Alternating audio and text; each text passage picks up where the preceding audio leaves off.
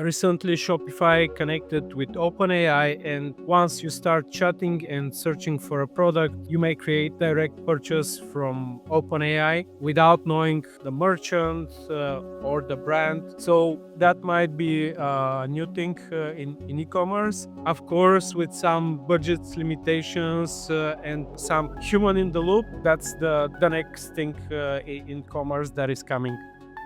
Hi, my name is Dimitri Panici, and I'm a content creator, agency owner, and AI enthusiast. You're listening to the AI Agents Podcast, brought to you by Jotform, and featuring our very own CEO and founder, Ida Tank. This is the show where artificial intelligence meets innovation, productivity, and the tools shaping the future of work. Enjoy the show. Hello and welcome back to another episode of the AI Agents Podcast. In this one, we are featuring Simeon Lukov, the founder and CEO of DynamicPricing.ai. How you doing, Simeon? I'm doing great. How are you doing? I'm doing awesome. I'm living the dream. That's what I always say. And it is the truth. Maybe it's not the truth. We don't know. But no, in all seriousness, Simeon, thank you so much for making the time today. Hopefully you're living the dream, building out your company right now. How did you, first and foremost, get into AI, and how'd you get into this kind of realm of AI specifically? Well, I used to be in the e-commerce business back then in 2006, and I saw that I need to do something better in terms of tooling. And from e-commerce, I did my first and second startup, and the second one is dynamic pricing for e-commerce to change prices, and this is how I get into AI. Also, my background is more technical.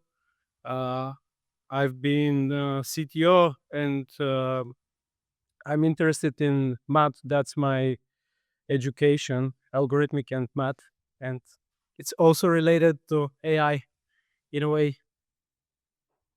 Yeah, totally fair. What about your company, kind of is unique? Tell us a little bit about what you guys do and how it stands out from the crowd. Sure.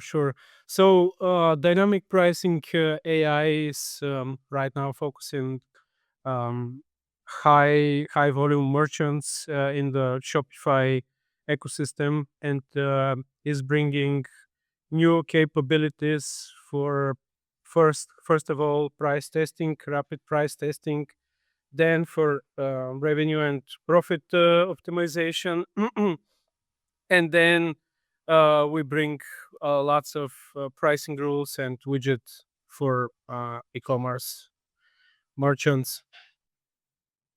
Okay, very cool. Tell us a little bit of what that looks like for companies. Talk more about it. What do you mean in terms Yeah, of? just like dive into it. Just dive into it a little bit more. I mean, obviously it's a good breakdown, but like, what does it look like for people who are using it? Like, what Yeah, obviously you have different companies that use your product. Like, give some cool examples of yeah, how it works sure. and how you've helped people out. Yeah, some case studies. Well, people are usually doing three things. First of all, they're trying to sell on a higher margin. So, for example, you have new collections of some products, and you're not sure what's the exact price that the market can pay for that one. So you can try, um, let's say you're selling a jeans, you put the jeans for $35, but then you see that you have good demand for that one, and you try higher price point like $45. That's the first application, and this is how you get more profit. The other one is to check for discount. So sometimes people undercut while putting too much discount on a particular products while they don't need it.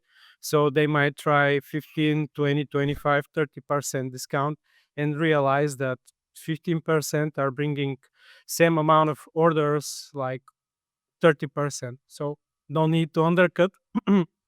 That's That's the second one.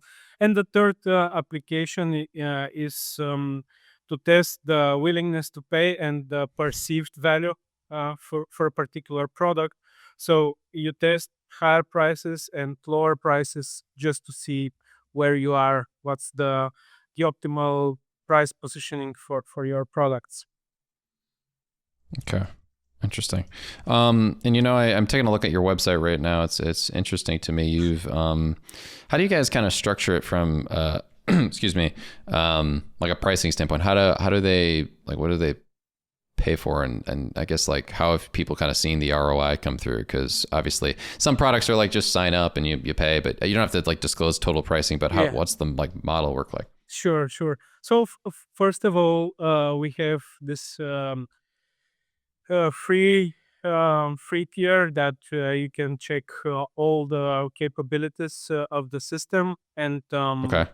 once you get once you see revenue coming, you can switch to a first paid plan that is 79 currently per month, and you are mostly binded by the number of orders that merchants, the Shopify guys, are doing per month. So it's, of course, the first plan allows limited number of orders. Then you have 449 and 999, which brings more AI models, more capabilities, AI recommendations, and some agentic workflows. Very cool. I want to talk to you a little bit more about agentic workflows. What do those look like for your company too? Because obviously we're all about AI agents here. Agent workflows are the biggest thing. What does that term mean to you, especially at Dynamic Pricing AI? Well, for us, agentic flow and agents mean something that could support merchants in taking decisions, sensing and analyzing lots amount of data, especially their business matrix and KPIs performances of their portfolio, so that that's easily sensed by model, by the agent, and out of that, agent recommend the best next step for merchants. So they have pre-built pricing campaigns, and mm, this is the flow. They just make review of the campaign, and they can launch something pre-built from AI agents, especially for their shop. Hmm. Very cool. And what are you guys recently? What have you guys recently released that you are really excited about, product wise, like updates? Well, we have first of all this agentic workflow, Mm-hmm. and then we have new type of price testing, which is called switchback. This is when two prices alternate between each other, but this is a sequential model. So this is counterintuitive. It's not new, but all the things that are doing are very very new stuff in terms of price testing, and this switchback um, allows uh, CRO guys, the guys that are doing optimizations, to see and to feel what we are actually doing with the rest of the tools. Okay. Interesting. Nice. That's a cool update. And tell me a little bit about kind of the integration piece of the thing. I know you have it listed on your website. It's for Shopify, Magneto, Salesforce. Tell me about like kind of the ease of use of the integrations and whatnot. I know for a lot of people that's a big deal how easy it is to get it all set up. Sure, yes. So definitely, Shopify is our target, and the integration is quite easy because they have extensive documentation. They have nice API for most of the things. And the other ecosystem that we are participating not that strong are Magento, Salesforce Cloud Commerce, and PrestaShop, which is another open source commerce popular in especially in Europe. So in terms of integrations, everything is I may say quite easy with Shopify, and a bit more challenging with the other platforms. Being open source or having some legacy old stuff of communicating, like the one with Salesforce, but it's still working. And while merchants are using those platforms, and we're going after big merchants, uh, we need to do integrations. That's one thing. The other integrations are with similar apps, complementary apps, uh, apps that are very popular in some spaces, and this is going more case by case. Okay, gotcha. Very cool. What do you think is your favorite thing that is going on in the company right now, whether it be just like growth recently, or just yet, or like an interaction you have with a client? What's kind of been really getting you excited about everything going on at Dynamic Pricing? The most exciting thing is that we get lots of installations for the past 3 months being on the Shopify marketplace.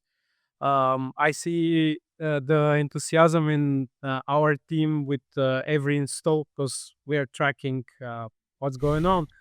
And we have more than 200 installs for that time.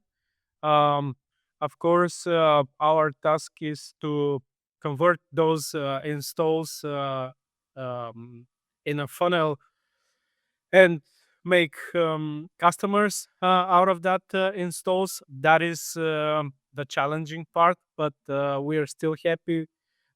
We have bunch of 5 stars reviews and paying customers. So this is those are the last cool things that my team and me are very excited.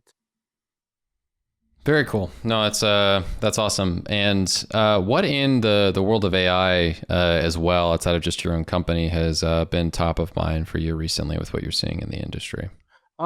Sure. So recently we started experimenting a lot with Gemini models for our AI agents, and those are the most exciting things that are happening. It's not only the models, but the infrastructure around the frameworks that appear on the market. And so I'm really excited about Google Agentic Development Kit as a framework from one side, and all the capabilities from that framework. I see similar frameworks are popping up, like Microsoft released similar framework. But yeah, I really like how Google have structured the framework from one side. From the other side, uh, they have great documentation, and they have published a book uh, for designing properly an agent. So uh, I was at the point where I was discussing this, designing designing an agent, and all the learnings that are written in the open source book by Google, and all the practices that developers can follow in order to have like meaningful agents. And uh, things that, let's say, senior developer are mostly familiar with. In the beginning, it was just hype, like, you can have a model and you can build agent, but after that, uh, you need to think how to manage the memory, how you can store the sessions, how you can use rack for different purposes, so that the agent is not spending millions of doing a task. All that things have their patterns, and uh, I see how the industry is moving more from the hype to real applications, slowly but surely. What are your long-term goals for this company? Like, what's the ethos of the company? What do you want companies to get out of this overall? Well, our next steps um, are to try dynamic pricing in other industries, while we have a request for pricing um, train tickets, sports events, drive roadside assistance, where we have an application. Um, and currently, we are exhausting the e-commerce space for dynamic pricing, but recent change in the market, in terms of taxes, in terms of tariffs, in terms of unstable uh, market situation. People are trying to find tools that are quickly operate with their prices in a way that they have still have revenue, profit, or mixed of both. Hmm. Yeah, no, that makes sense. I think what I'm most excited about when I just take a look at your your company is there's so many different, and this is what I'm curious about. There's so many different tools right now that are coming out from an AI standpoint to help out retail and e-commerce, and I think yours definitely stands out as a interesting individual one. But what would you say is maybe some of the stuff that you'd like to add, right, in order to help out your companies even more? Is there anything in the works that you're working on that you think specifically as a feature you'd like to add soon? Don't want to break any confidentiality or anything, but something you can talk about. Sure, sure, yes. So we talk about AI recommendations and LLM, how they help us for the for merchants and for AI recommendations. But the actual thing and the actual work is done by framework which is kind of promising. This is fast reinforcement learning, called multi-arm bandit and contextual bandit framework. So the LLM could not predict the best next price. LLMs are predicting tokens. That's why we need to have our own proprietary models for dynamic pricing, uh, that are getting reward signals from merchants in terms of sales and penalties. So based on the rewards and penalties from the market, we can train this fast reinforcement learning AI, uh, and on top of that use the LLMs, not the opposite. So in terms of uh, uh, the model side and how those models are learning, this is quite special, because they start learning from day one. They don't use historical data to train themselves, but start operating and gets rewards and penalties from the environment, from the market, and those models can take different context. uh, for the objectives that you want to achieve. For example, if this is a weekend or weekdays, or what time of the day is, or how is your competitors doing. So having all the context, the engine uh, can real time decide what's the best price for that scenario, for that context. And that's the thing that make us different from everyone else. Absolutely. No, that's really cool. What are some of the main like industries that you found have kind of latched onto this? Obviously, the e-commerce is kind of a broad term. Like, is there any specific types of products that are commonly being sold in different industries? Is it more like mechanical? Like, what does it kind of look like that you're noticing? Yeah, sure. So those are industries that are selling not expensive products, but Mm. more of a emotional purchases. Let's say products up to $200-300 that people don't think too much, don't check so much. Those are products that they need, and they like the current price, no matter if the jeans are 36 or 38 or $39. Once you need the product, you make a purchase.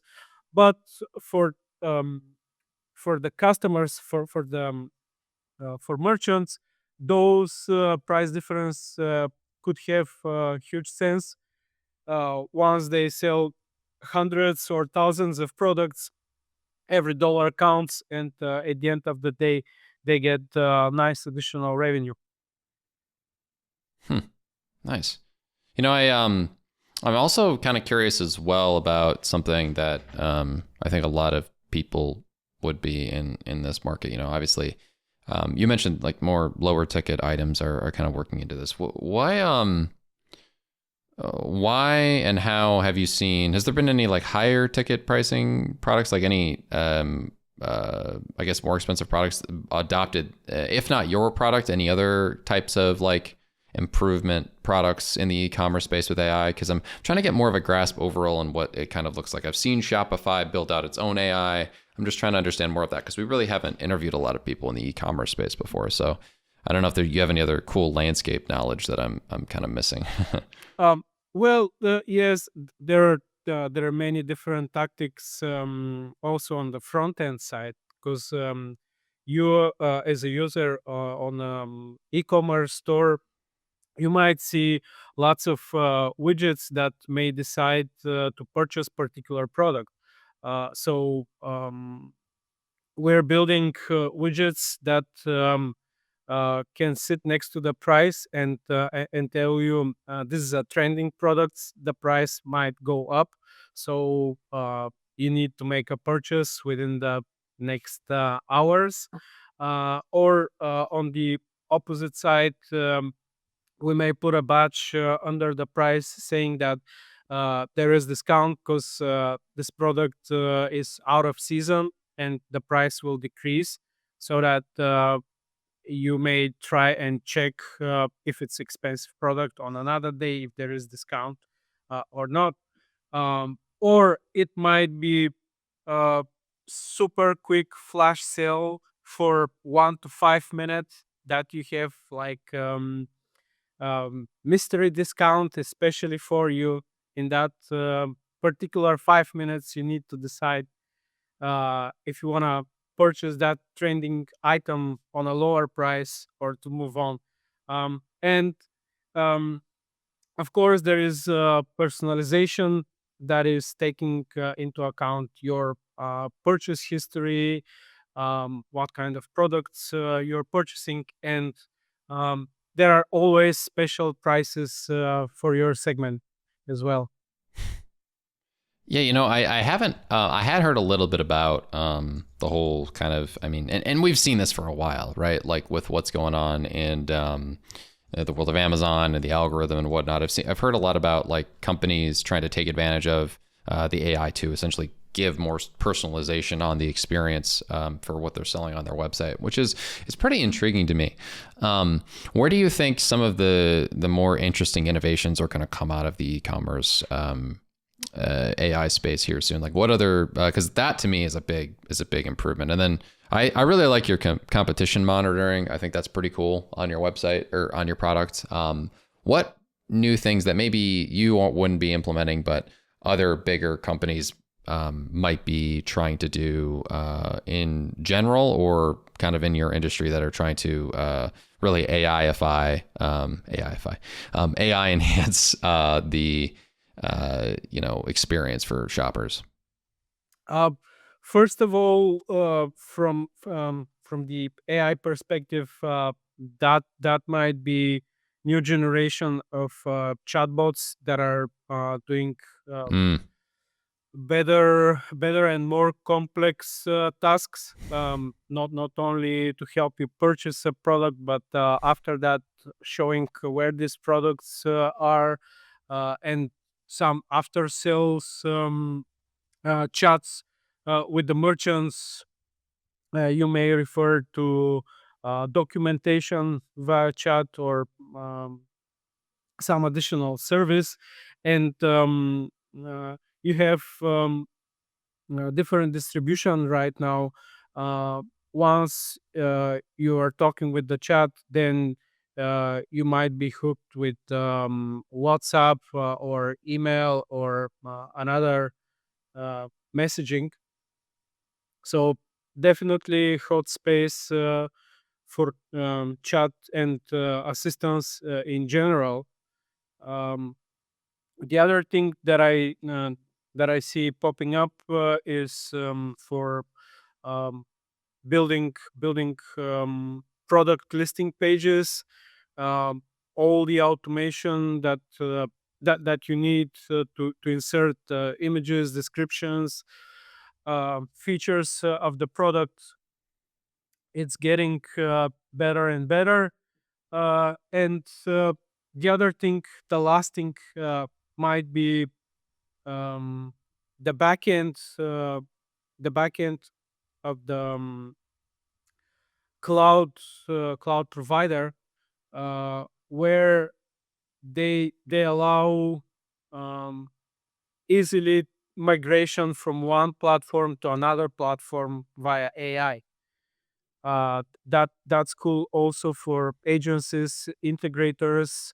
Right now, switching from platform to another one is getting easier. nice. Very cool. Okay. And in general, obviously, there are people who've done this manually, right? In some respects, and little parts here and there. Obviously, a lot of the chatbots answering questions and stuff for people. I think e-commerce and customer support kind of go hand in hand. For uh, the recent year, we've kind of seen AI chatbots just become kind of universal on websites.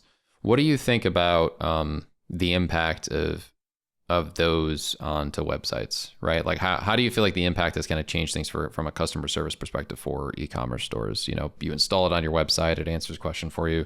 Those ones I'm saying, right? Um, this is the current state, like chatting with the chatbot, but um, most probably that the thing will shift more on the direction that you do purchases from ChatGPT or from Gemini directly, because you're searching and you get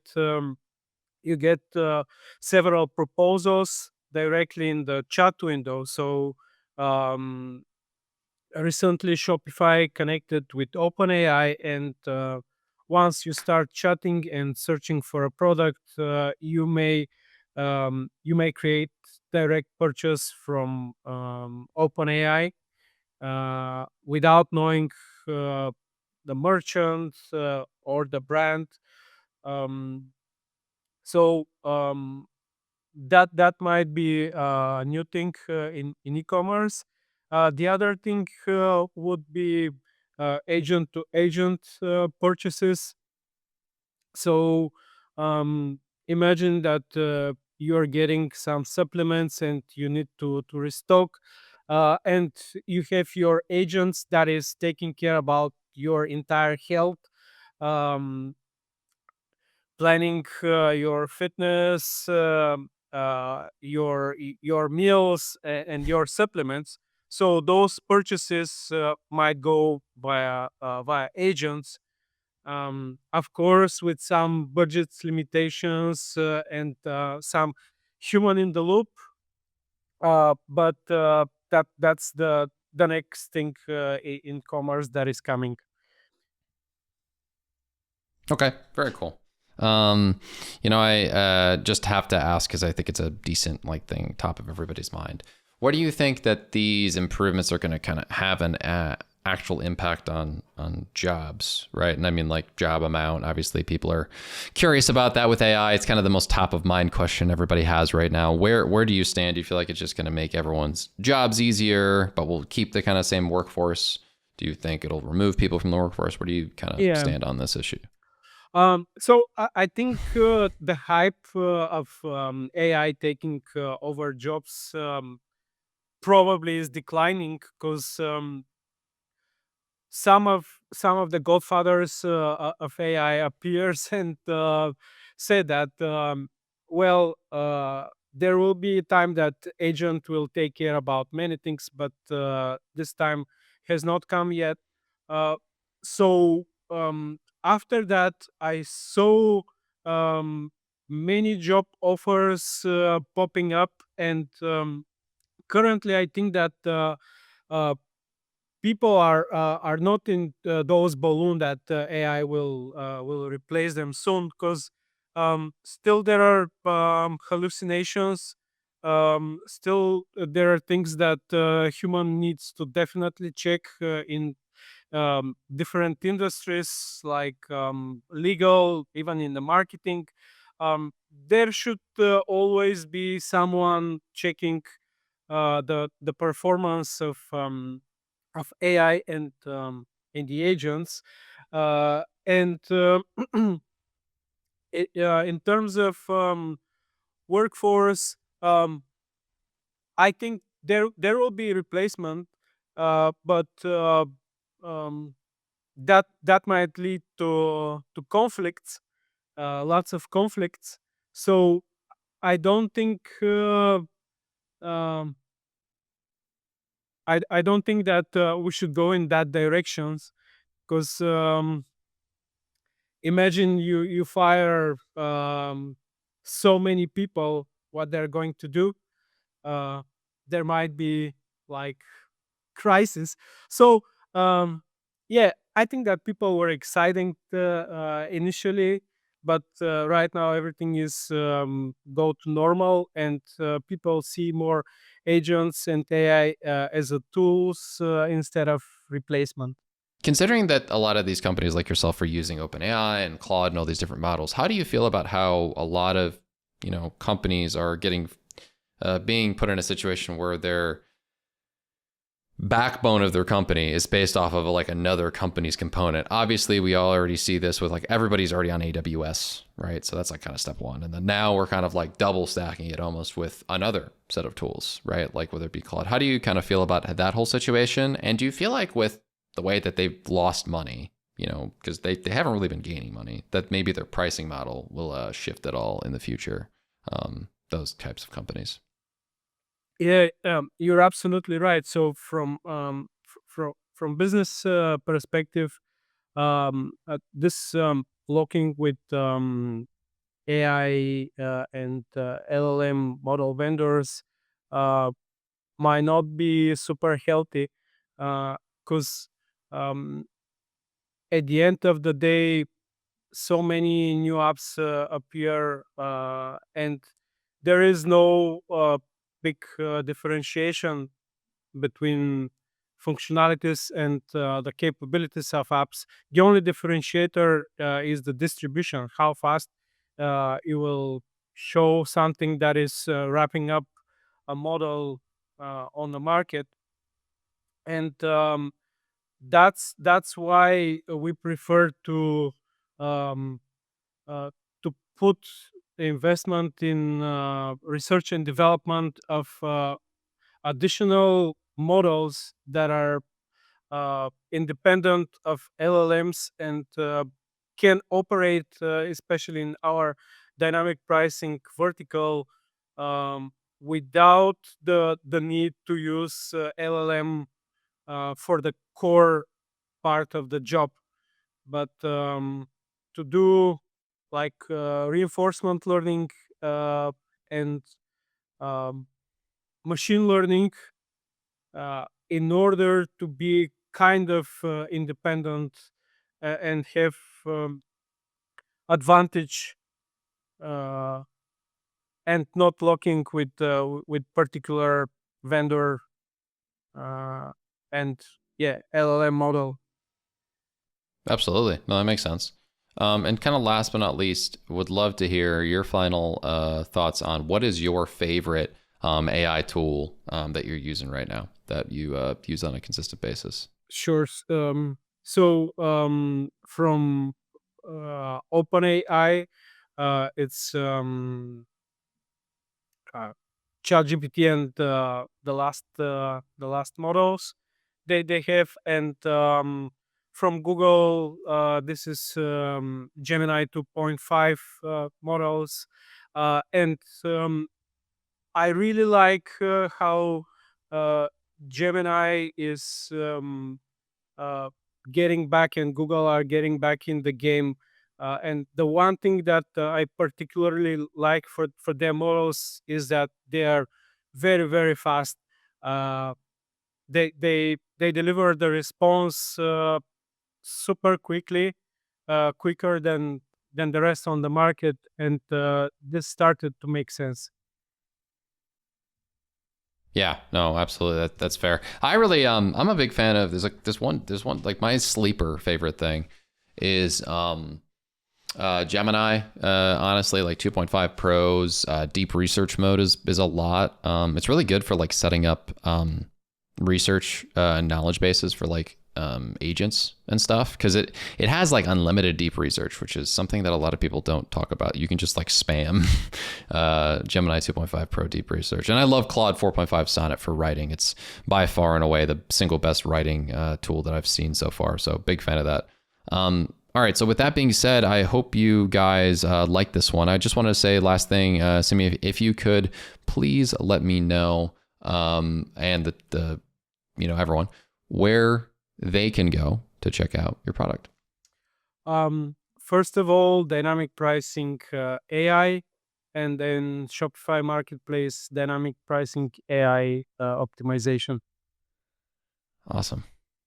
Well, thank you so much, Simeon. I appreciate your time. And everyone, please make sure to leave a like, comment, and subscribe. Make sure to leave a review on Apple Podcasts and Spotify so that everyone here can see how great dynamic pricing AI is. Thanks for watching. Thank you so much. Bye-bye.